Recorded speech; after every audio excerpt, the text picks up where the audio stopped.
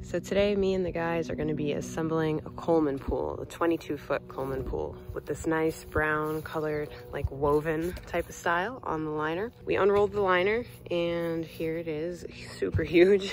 Some people don't realize how huge a 22-foot pool is.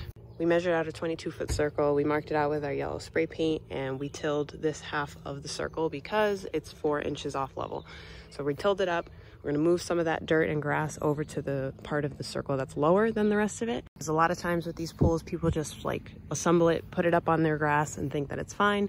But honestly, over time, your pool is gonna be lopsided, or you risk having the wall cave in or something like that if it's not perfectly level. So we're gonna be perfectly leveling it today and covering the dirt with sand, and then we'll be putting up the pool itself.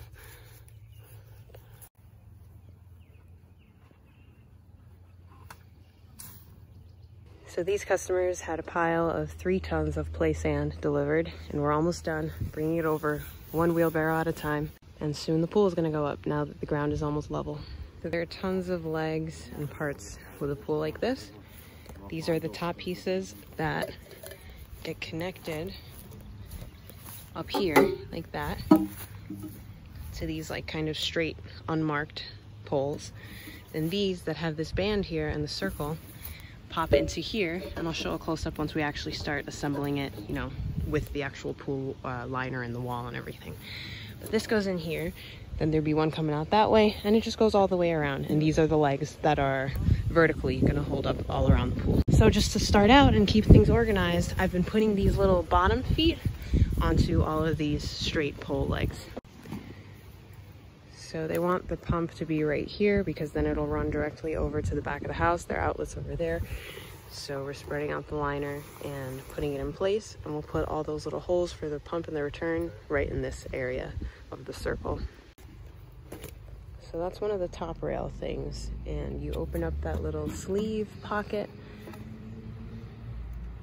Tight. Yeah, it might be a little annoying. Okay, you gotta like twist it. Twist it around. Yeah, I guess it eventually fits and slides in. Okay. Put the pins in. Where the pins. So this is the T-shaped piece that goes between You gotta pay every attention section. To keep a proper Good distance. equal distance. And then we have the bag of pins. Are they just a one-piece thing? Pins? Oh, what are these little caps? There's pins and these. So look. I don't know. It's kind of like a gasket or something, in a way.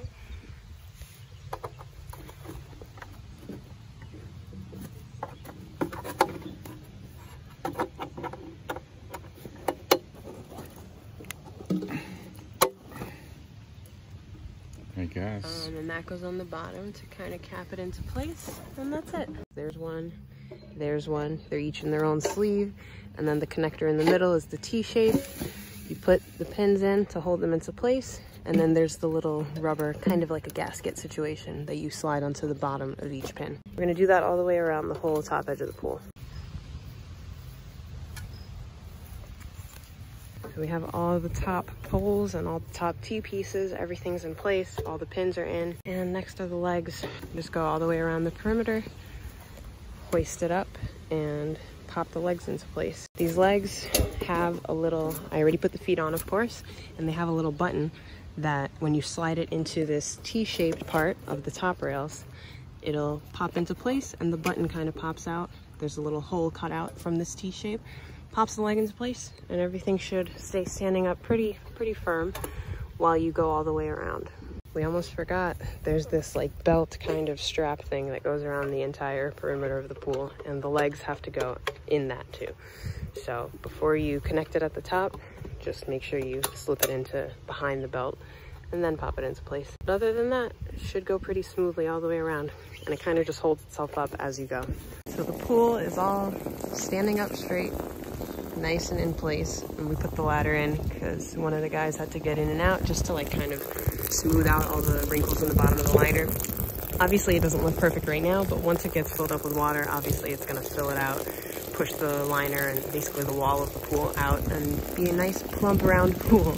It's slowly filling up with hose water right now, and it's funny, I actually kind of have to hold it in place and do it through this little hose where the return and the pump is actually going to go, because the client's hose is just a little bit too short, just a little bit. So we got to figure out some sort of other way to keep this clamped in place. So the pool is pretty much done, and they give a nice long cord. It's still obviously not long enough to reach all the way to the house, but I give a pretty long plug and cord for the pump and the filter over there. They'll have to run an extension cord, of course. Obviously all of these wrinkles and like lines in the liner or the wall, whatever you want to call it, it's all going to be pushed out and be nice and puffy and smooth once the water fills up in the pool. I'm going to end off this video by showing a very quick condensed version of the longer and harder process of installing an above ground pool, a kind of more long-term, more permanent pool like this with a metal or resin wall. Coleman pools such as the one that the beginning of the video is about, and also Intex brand pools that's very similar to Coleman. Those are more short-term pools, kind of just for using it for this summer, maybe next summer. Ew, a bug just landed on me. So just watch the rest of the video real quick and you'll see a short version of the process of doing a more official pool like this, and then you'll have kind of a point of reference to compare the two types of pools and figure out which one is best for you and your backyard. And this is the backyard beforehand.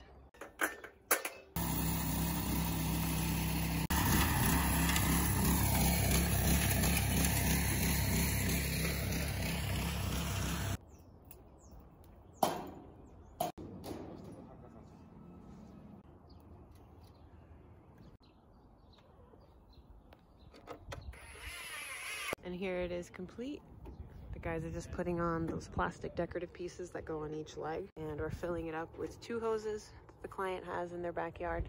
It's filling up really, really quick, which is great. It's going to stretch the liner into place, and everything's done.